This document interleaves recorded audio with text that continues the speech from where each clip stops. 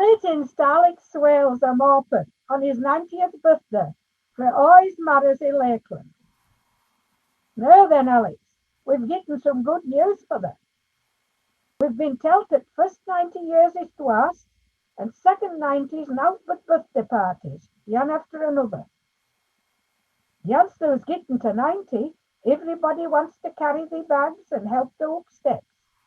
If thou forgets their own name or anybody else's, or if thou can't mind how many grandchildren thou's getting, then all thou has to do is tell them you turned 90.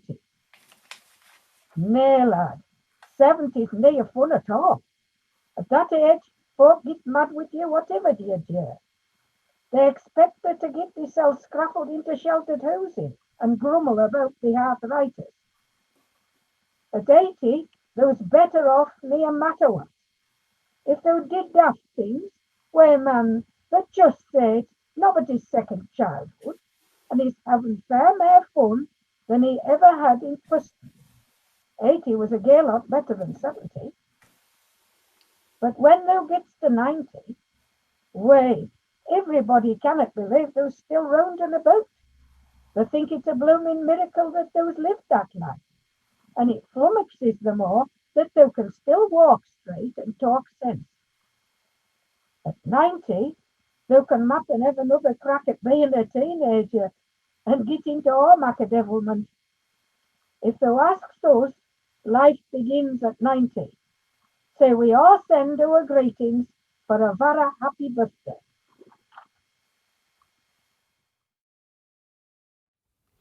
Well, hi, Alex, and happy birthday. Fantastic. Reached 90. Brilliant. I'm looking forward to it myself. Anyway, Kim said I should definitely play you the Morpeth Rant, since you're the Morpeth Gadgy. And since also I remember that you always enjoyed Will Taylor and Will Atkinson and Joe Hutton's performances, I shall play a tune written by Will Taylor, Farewell to the Dean, one by Atkinson called 93 Not Out, and then we'll have the Morpeth Rant. And happy birthday, dear Alex.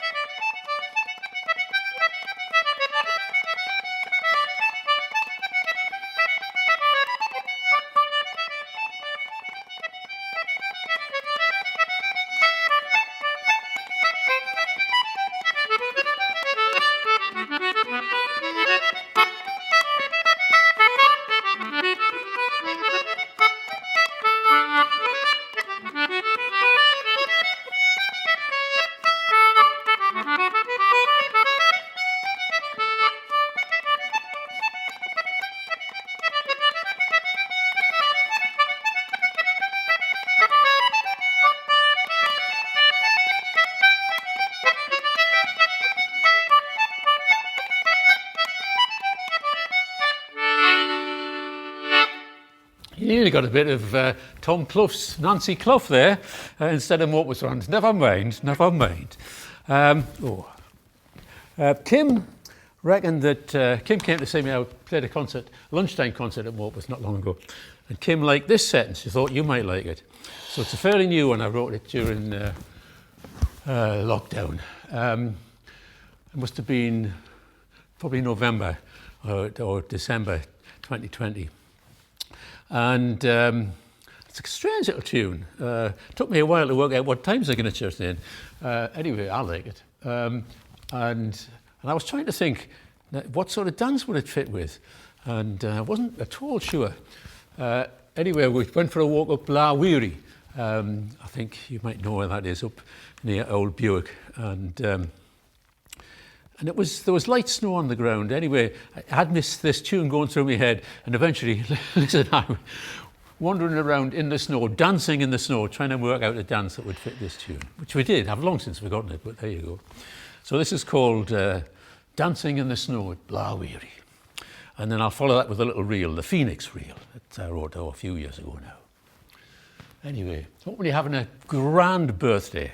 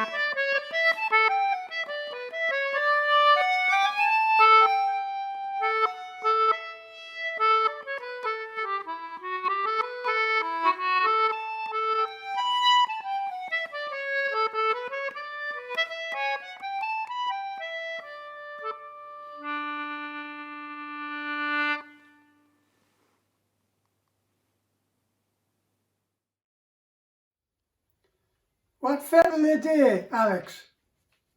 Happy birthday, and I hope you're having a good time. I thought I would read you a little poem. It might make you smile. It's by our Poet Laureate Fred Reid, and it's called The Worm. Now check your garden worm. You'd not agree. In some ways, it's lots cleverer than ye. You howk it up, you cut the thing in two, but divn't think that puts it in a stew. A thing like that wad fettle ye, I doot. Each half of ye could never get a boot. But sich bisection gives the worm nae bother. One half gans one way, and one the t'other. And when they meet, they'll mutter as they stare. I'm sure I've seen that face afore somewhere. Keep a hard. Ta-da.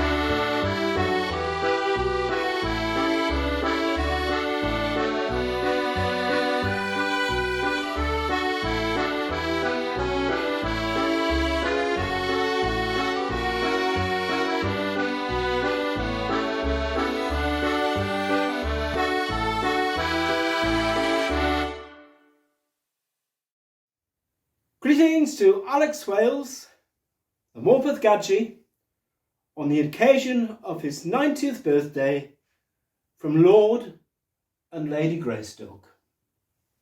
For many years you welcomed us outside Morpeth Town Hall as part of the Morpeth Gathering, when the town commemorated the return of Lord Greystoke from the Battle of Otterburn.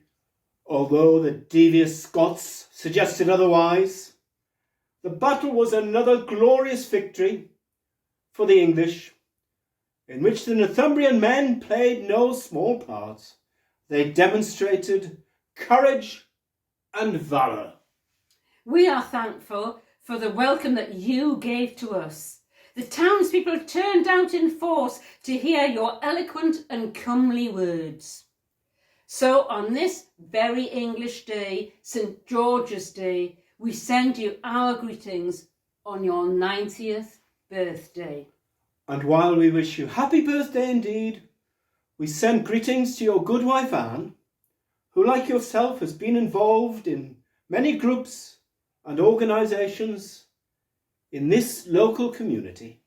Thank you both of you for all that you have given and shared with so many of us. The love, the laughter, the music, the care. We are honoured and proud to know you both. And as you have offered 3 cheers to us in the Morpeth Gathering, we now offer 3 cheers to you on this special occasion of your 90th birthday. Hip hip! Hooray! Hip hip! Hooray! Hip hip! Hooray!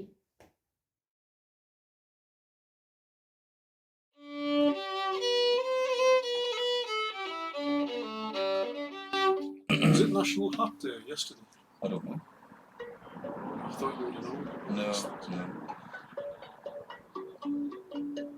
I imagine you were born knowing about National Hat Day.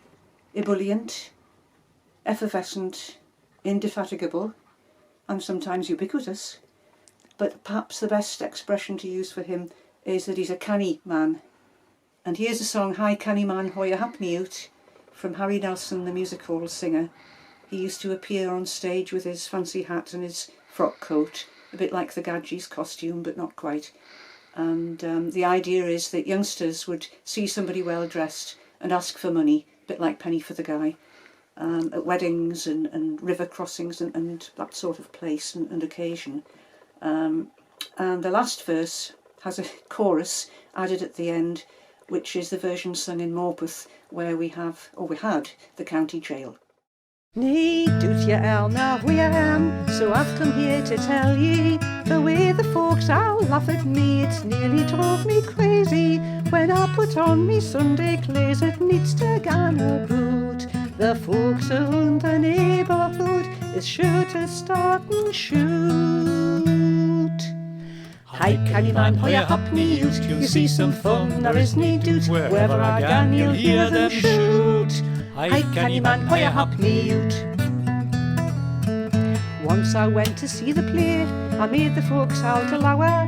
A chap says that's at monkey nuts, 'twas then I said give hour.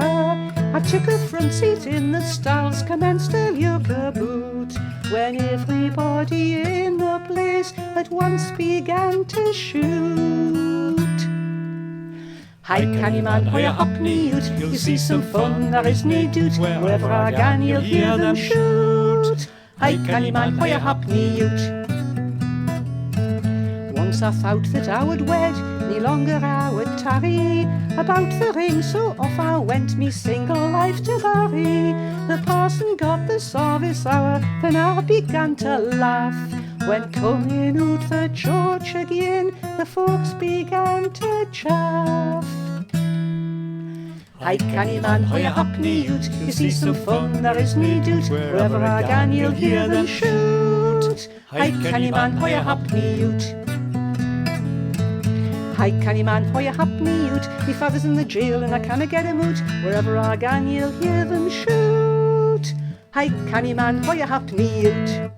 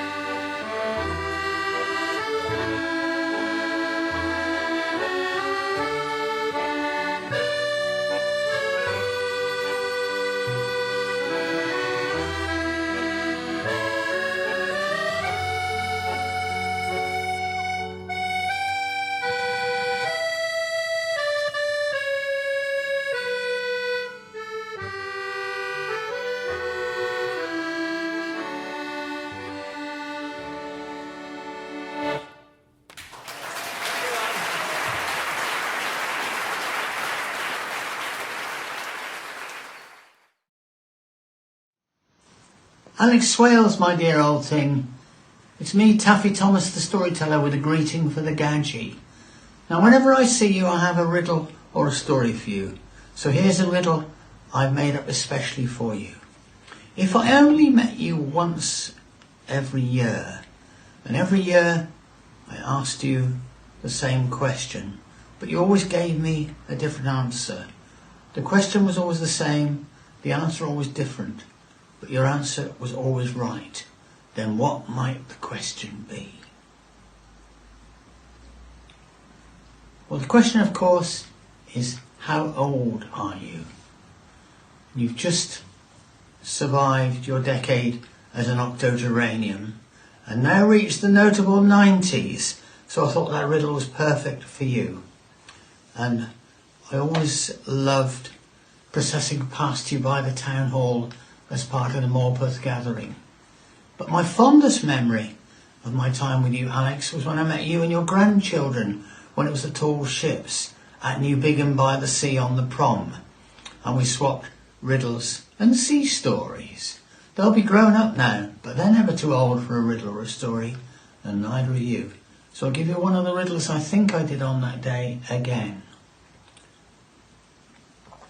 At sea, I'm half right.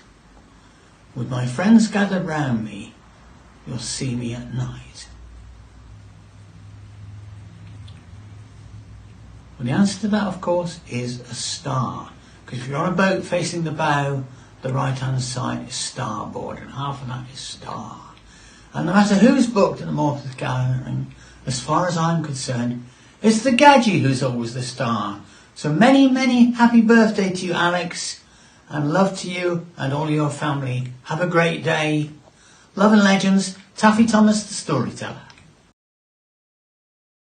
Many of you will not know what a Gadgy is, or the legend of the Morpeth Gadgy. Well, Gadgy is an old Northumbrian word for a man. And Morpeth has created a legend and created a Morpeth Gadgy. And Janet Brown has written a poem called The Legend of the Morpeth Gadgy. There's a canny yard clock tower in the heart of Morpeth Town, with 2 canny little Gadgies on its roof. And the thing that makes it special's this, that one of them spiels doon and can walk about unkent of all and yearns the truth. It's the one that they call Clarence who makes the annual trip, not the other, Curry. Cuthbert's his real name. And the reason for his wandering's pretty clear for all to see. He's indulging in his annual bid for fame. It's the weekend after Easter when he comes down from his perch, when the Morpeth gathering's getting into swing, when the exhibitions on and morris dancers dance and prance, when pipers pipe and bold folk singers sing. A cavalcade trots in of riders dressed in woolly tights and bright armour made from aluminium foil, with a lone Northumbrian piper leading to the marketplace. All the lot sair weary from the fight and toil. Why? It's all pretend, you know. They're geezers making on to be the great Lord Greystock making his return back in his home in Morpeth with the soldiers he's got left from the sad defeat by Scots at Otterbourne. And we is there to greet them, we a canny tone of phrase, but woe Clarence, standing there upon the stage. Aye, he makes his speech said proudly as he welcomes back the troops from the battle, which writ large on Annal's page. And when the pageant's o'er, Clarence climbs back on his roof, while he watches all the gallons on below. Time he tells his tale to Cuddy, who's been watching at his sail, though you'd never think that they could talk at all. So, the next time you're in Morpeth, just ye keep a sharp lookout for Clarence. Nay, you needn't think I'm blethering. Didn't check my word for truth. Just watch yon clock tower roof, when you're out supporting Morpeth's annual gathering. Now if you're up Great Tossin, you'll see a rugged rock.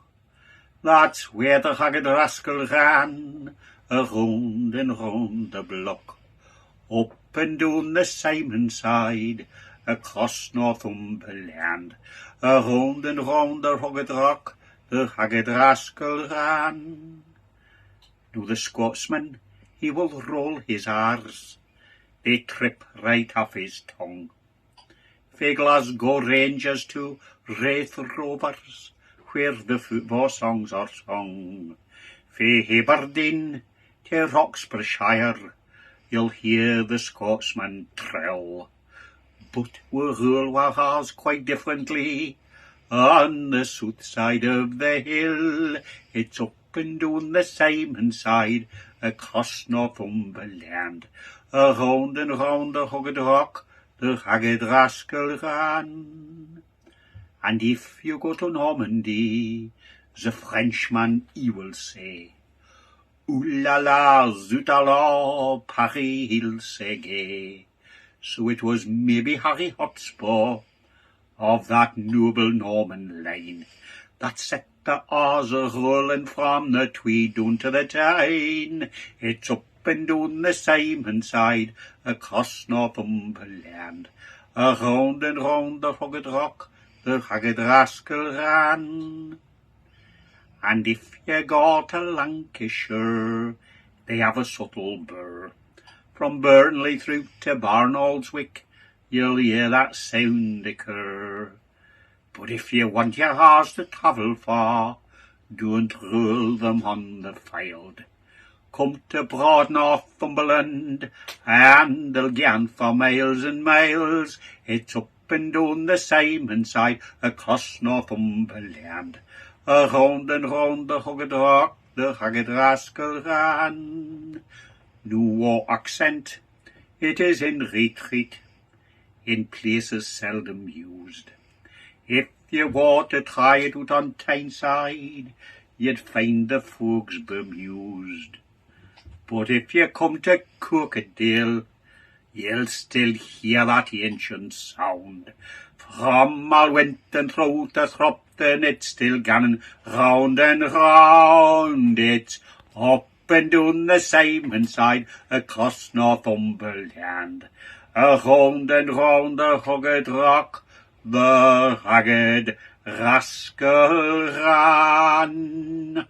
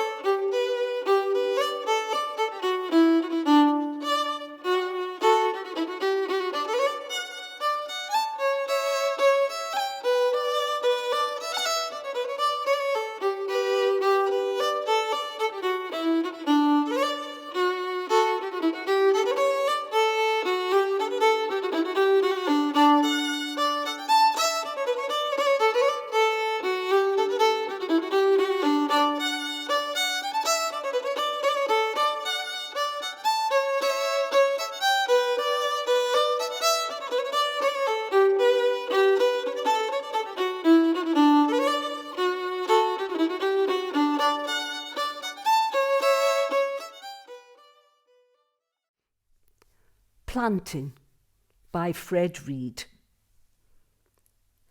Now there's a pride in me that I've brought Mare Grace to me domain.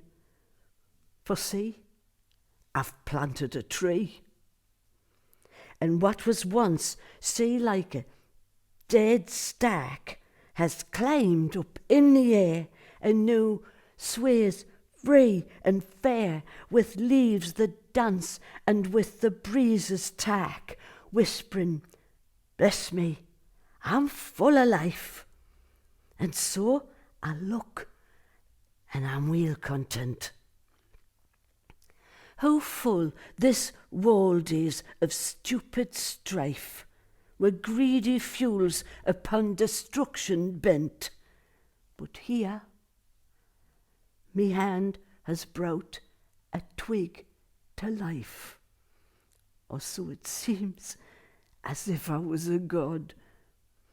And so there's pride in me, and yet it's tempered with me thankfulness, that with the joy of this green living thing, me mind is now imbued, and I could stretch me arms up into the air, and with a grand conviction I should cry, I'm a planter.